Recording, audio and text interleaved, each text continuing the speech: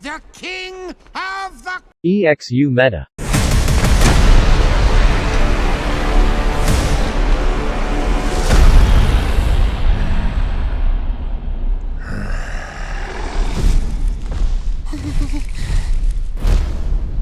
Open the gates!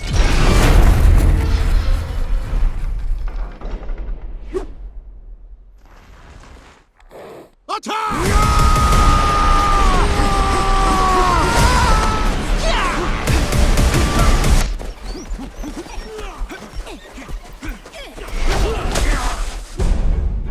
That is but a taste of our fury. Do you yield? I do not.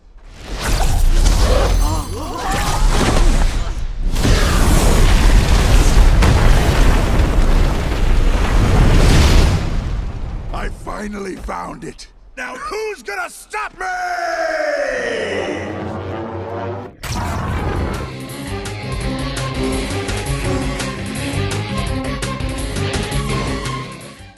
Welcome, Custom Card fans! My name is Aurora, and I'm here to present Archetype Spotlight. This ongoing series will see a spotlight shined on some of the hundreds of custom strategies, archetypes, and support that you can find on the server. We'll explore the beloved and the forgotten, the barely viable and the meta-defining, the decks that make EXU, well, EXU. Today, I am performing this Archetype Spotlight with my own free will. I have chosen voluntarily to make this video, and that is why I am stating as such. Let's take a look at Redox's Tokyo Terra. For those unaware, Redox, more often known as Red, is a vocal fan of two pop culture series in particular. One of them is Five Nights at Freddy's, which he has based his entire aesthetic around and half the server's emotes, and the other is Godzilla and its respective franchise brethren. Tokyo Terra is based off the latter, circling around Godzilla itself by being a pseudo-LV strategy that ranks up its monsters as the duel goes on. It's a Protect the Towers archetype, even though its boss isn't exactly a towers, but we'll get to that card in discussion. While it has had representation in tournaments before, it has not topped. In its 10 Battlegrounds matches since February of this year, it has won 5 and lost 5, giving it a 50% win rate. For statistics that definitely matter, that's about the same win rate as Magic-Key, Blue Eyes, and... oh... Dynamorphia. Okay, so this is the list, and I have to say how proud I am of what an absolute mess this deck list is.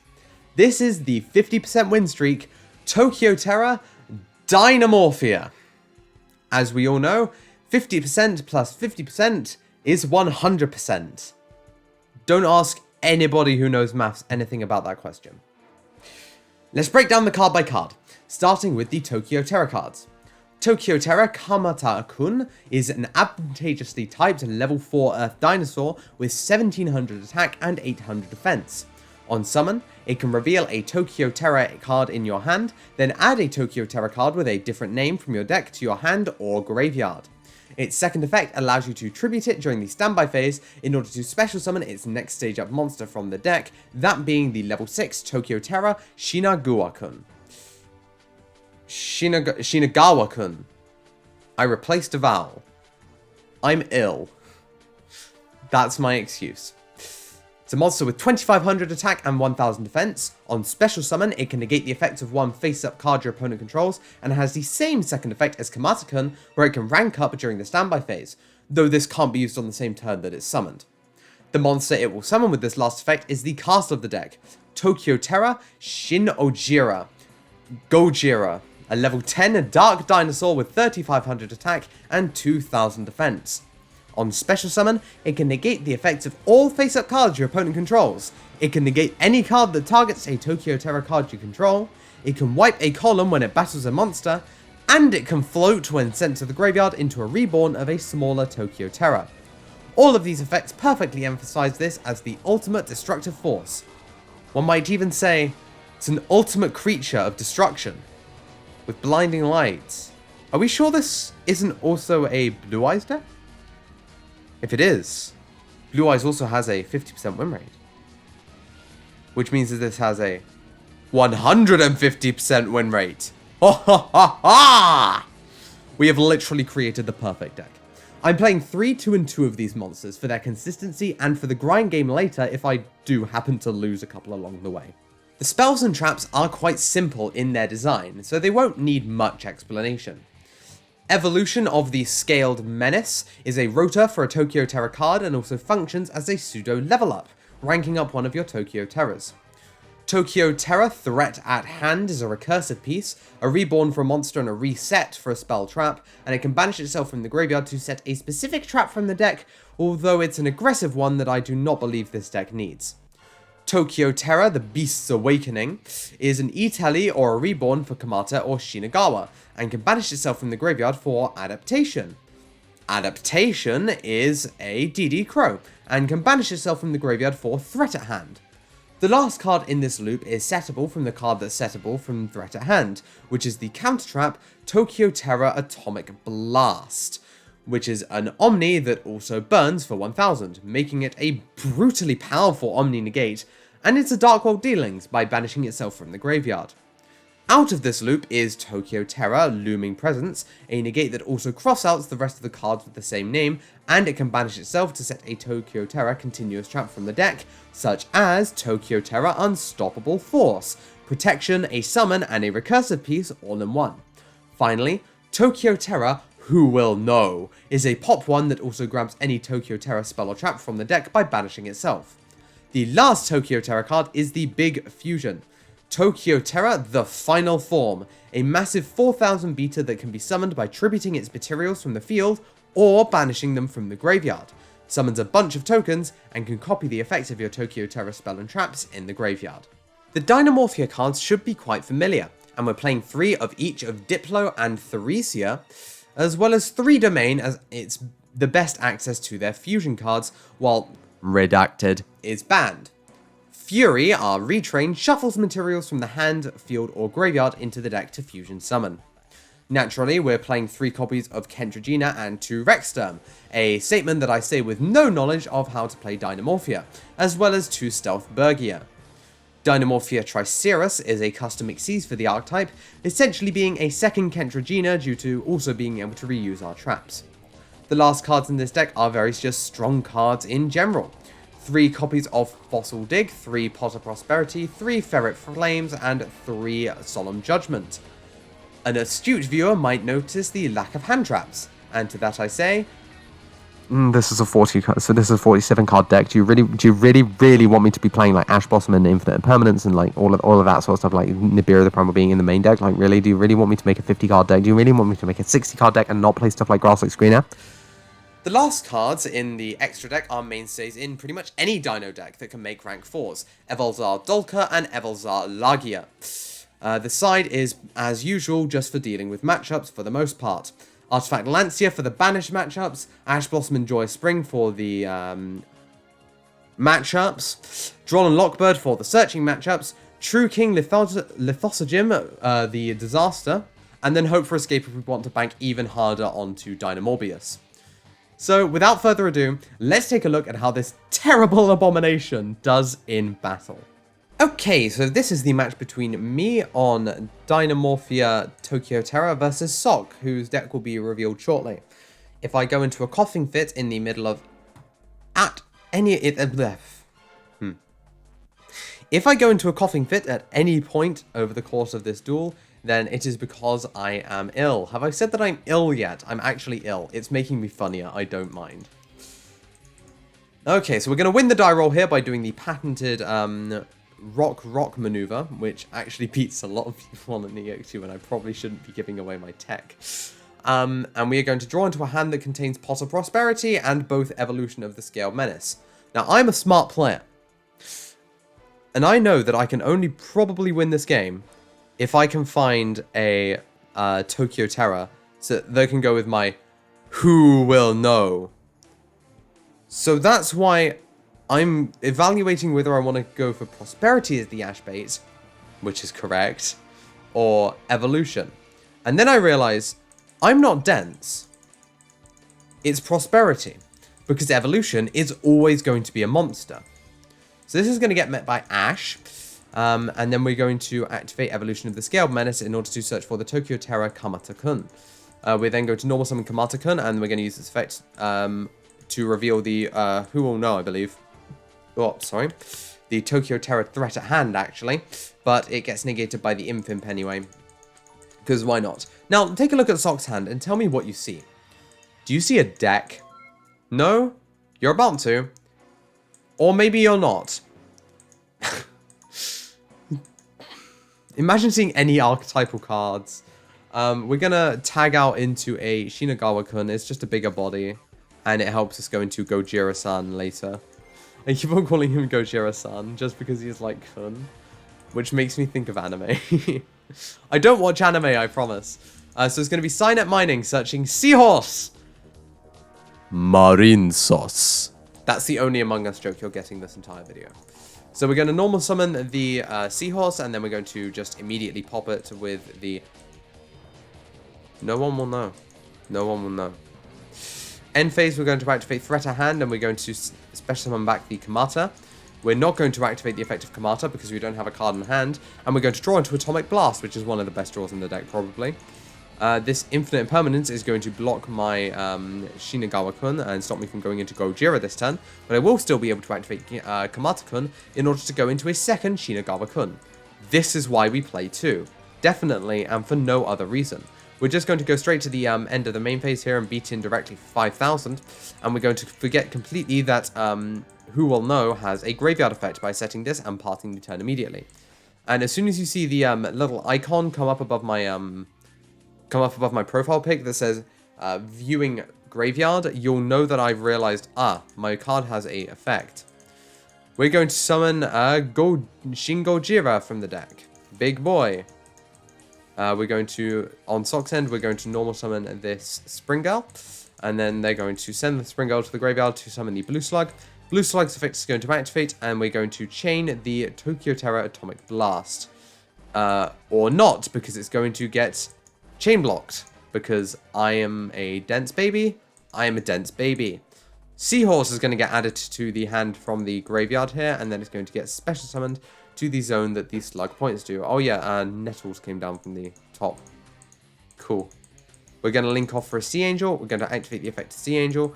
Now we're going to activate the Atomic Blast to negate, destroy, and make 1,000 life points. As you can see, I did go into my graveyard for a second there, which means I have now realized.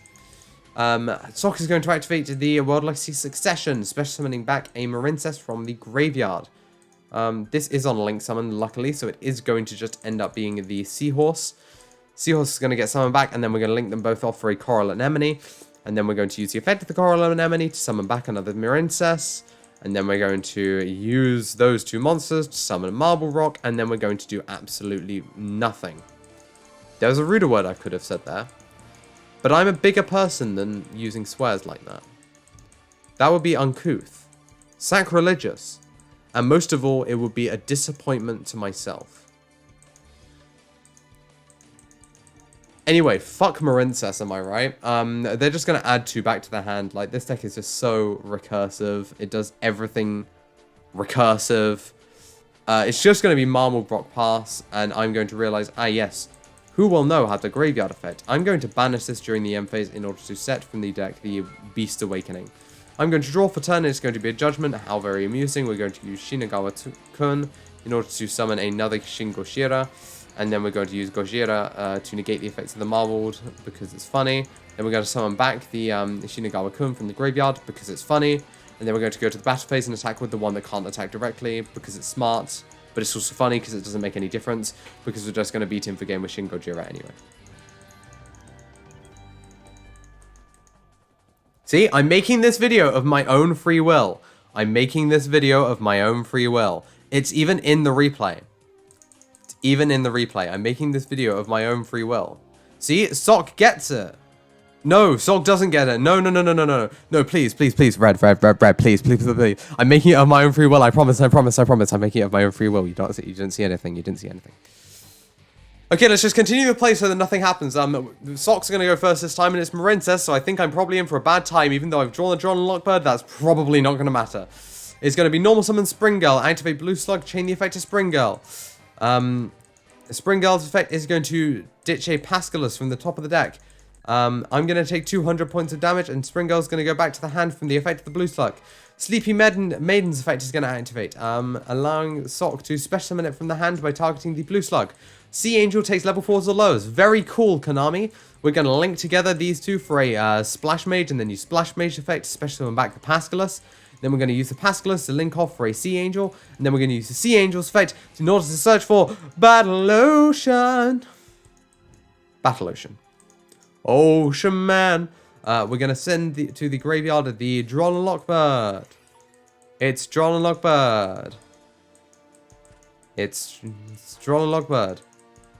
We're going to activate Coral Anemone. Coral Anemone. Coral Anemone. This is comedy. Just say the same word over and over again. Cheese. Pascalus is going to get summoned back by the Coral Anemone, and then it's going to trigger its effect, special summon back the Spring Girl from the hand. Then we're going to overlay these into a Bahamut Shark, and then trigger the Bahamut Shark, detaching the Pascalus in order to summon from the extra deck the copy of the Totally Awesome.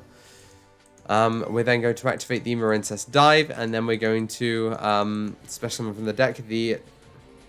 Oh, I'm getting lightheaded now. I'm just speaking too much. My cheeks are flushed, and I'm getting lightheaded. It's because Red is probably behind me, increasing my blood pressure for not doing a good enough job on the Conflagrant video.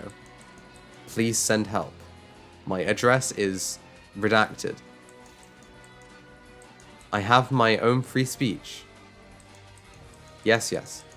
We're going to summon another Sea Angel here, and then trigger the effect of Mandarin so that we can summon it to a zone that our Marincess-Link monster points to. We're then going to activate the effect of Mandarin to do absolutely nothing. I'm just forgetting exactly what this card does. We're in fact linking these two together in order to summon a Marbled Rock. And then we're going to activate the effect of the Coral Anemone in the graveyard in order to add back the Blue Tang to hand. Then we're going to link together the Marbled Rock and the Mandarin without even using the Marbled Rock effect in order to summon the Aqua Argonaut. And then we're going to activate the effect of the Battle Ocean in the graveyard to add back these onto our Argo as material things. They do things. Then Sock is going to set a card, which is the Magical Propulsion. Very funny. I assume that it's Wave because Sock didn't go for the Coral Triangle hand. And we're going to draw into a Fossil Dig, which is completely useless while Argonaut is on our field. Usually Argonaut's kind of garbage. I mean, it negates spell and trap cards and effects on my turn. Oh, stretch. Oh, there we go. But, like, I'm playing a trap deck, so that's not really going to happen very often.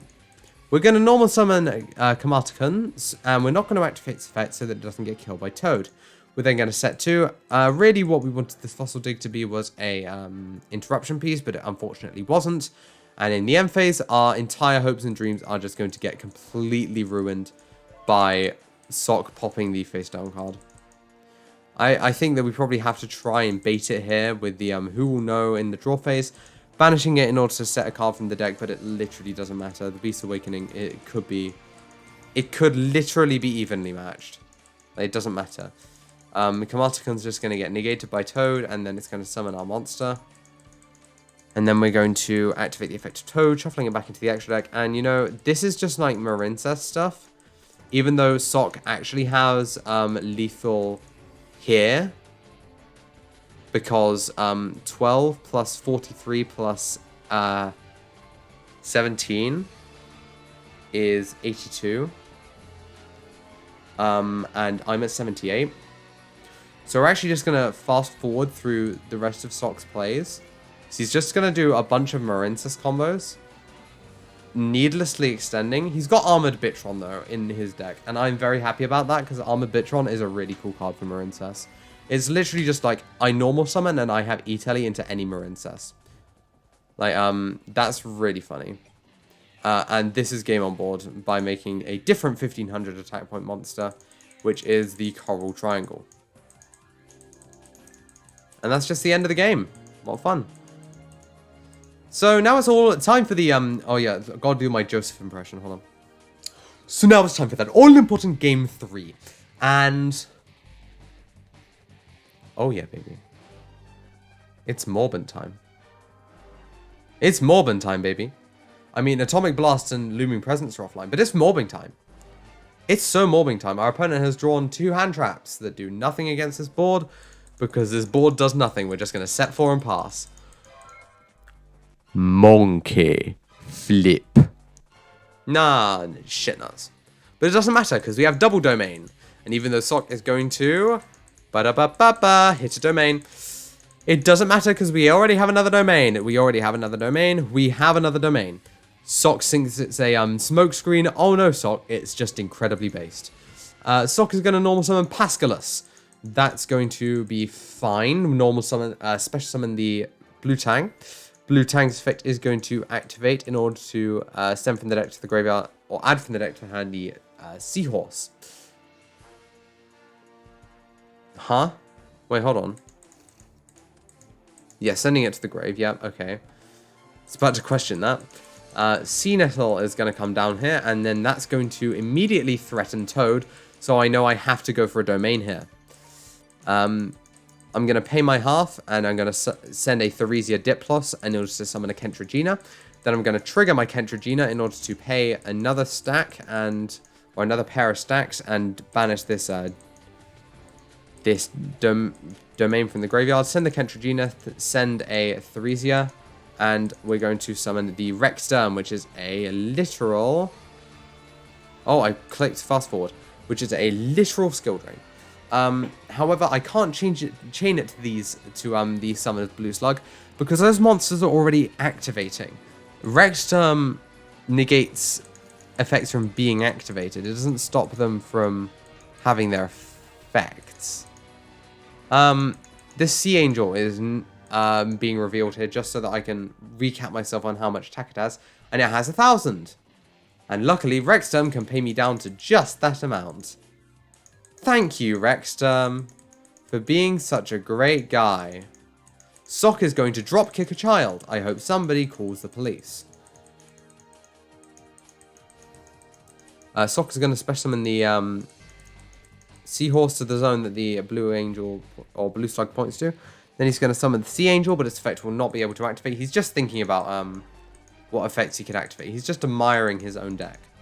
He's going to link the two together to summon a Coral Anemone. Then we're going to activate the effect of the Coral Anemone, or not, because we can't. Haha, psych, I got you there for a second. Link summon the Baby Triangle. Baby Triangle, do-do-do-do-do. Baby Triangle, do-do-do-do-do. Add back the Blue Tang with the effect of the Coral Anemone. Enemy spotted. And we're going to add back to the hand the Blue Tang. Cool. We're going to draw. It's He Will... oh, not He Will Know. I want this card to be called He Will Know. Or better yet, it could be She Believed He Lied. That carries the same energy as Who Will Know, not going to lie. We did really want to see a monster here, but who cares? We can do the funny play. And we like doing the funny play. Rexterm is going to beat into the Coral Triangle. And then we're going to do the funny bit. We're going to send to the graveyard Dynamorphia Rexterm, the card that was winning us the game. Except it probably wouldn't have done next turn because of Coral Triangle and having no way to stop it. We are going to be summoning Shinagawa-kun. The boy. Incarnate. Himself. The literal Mad Lad legend. Shinagawa-kun. So it puts all of our back row online and hopefully enough interruptions to stop Sock from doing anything. Sock is going to try in vain to blockade Tokyo Terra Shinagawa-kun. But you fool! We have spot negation. This is a looming presence.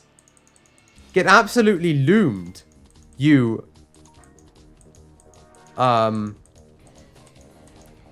liberal.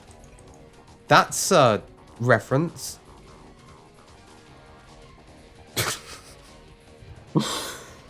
Right, well, we're just going to summon a Shin Gojira from the deck. Obviously, just because it's a big body, it has a bit of targeting negation, which is quite nice.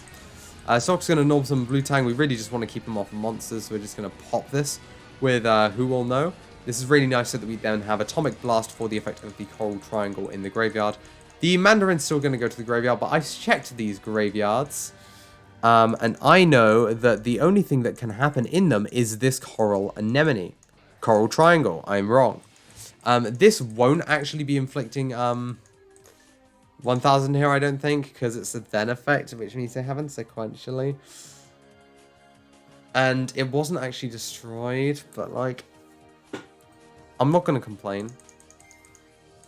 Sea Nettle's effect will get banished, and then it will shuffle back a bunch of waters that are in the graveyard, which are going to be Sea Angel, Coral Anemone, and Blue Slug. And then we're just going to go end phase. And we're going to draw, and it's Ferret Flames, and that's like nice. And now we're just going to try an OTK, because why the fuck wouldn't we? We're not going to banish this, because as you can remember earlier, Final Dream, or Final Hope, or whatever it's called, has to be from either location, not from both the location. We're going to activate the effect of Who Will Know, so that we can banish or set a Atomic Blow from the deck. Just so that, like Sock says, we can burn him to death with it, if we need to. We're going to then activate the effect of Atomic Blast in the grave, banishing it to discard a card and draw a card. The card we're drawing is Dynamorphia Theresia. And not activate the effect of Dynamorphia Theresia, met with one Effect Veiler, and then met with the second Effect Veiler. Now here's the thing about Effect Veiler. Something that a lot of people don't know about Effect Veiler. Did you know that if you negate the same monster twice, it turns into Battle Fader? Well, you must obviously also know then that if Shin Gojira attacks, even if my opponent doesn't have a monster, if they Veilered, then they do have a monster. So I can summon back my Diplos by popping my negated Theresia. Yeah, okay, so basically, in case you couldn't tell, we're messing around. I won this game. Rexsturm Shin Gojira! Dino, baby! Hassleberry.mp4. So maybe just keep it together with Tokyo Terra and make it consistent with cards like Pot of Prosperity, Foolish Burial... no, not Foolish Burial Goods, sorry. Fossil Dig, that's the one. Fossil Dig and Pot of Extravagance is particularly good in the deck as well, and I was testing that before I settled on this variant in particular. Once again, I am making this video of my own free will. This is not propaganda by the state. This is not 1984. Spaghetti, shut up. That's it for today's Archetype Spotlight. Please be sure to like the video if you enjoyed, tell us what you thought down in the comments, and subscribe if you want to see more content. Remember to turn on the notification bell as well so you won't miss a single upload. There's a link down in the description to our Discord server, where you too can explore the vast array of cards we have to offer, play competitively or casually, and chat with custom card creators around the world.